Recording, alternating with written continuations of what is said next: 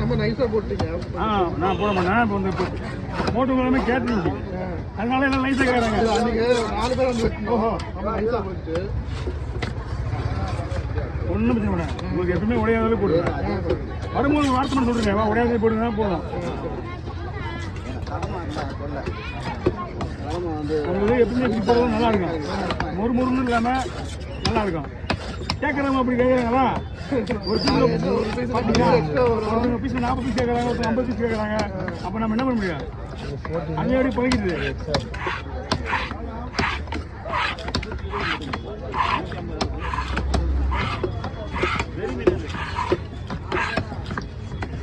அடுத்த வேகம் வரும்போது இப்படி கழிவுங்க. அடுத்த வேகம் வரும்போது அந்த பொருளாக இருக்குல்ல, அது ஃபிங்கர் யூஸ் ஆகும். ஃபிங்கர் போடுறதுக்கு தனியாக வச்சுங்க. அதை விட இன்னும் நல்ல மீன் ஃபிங்கருக்கு. ஆமாம்.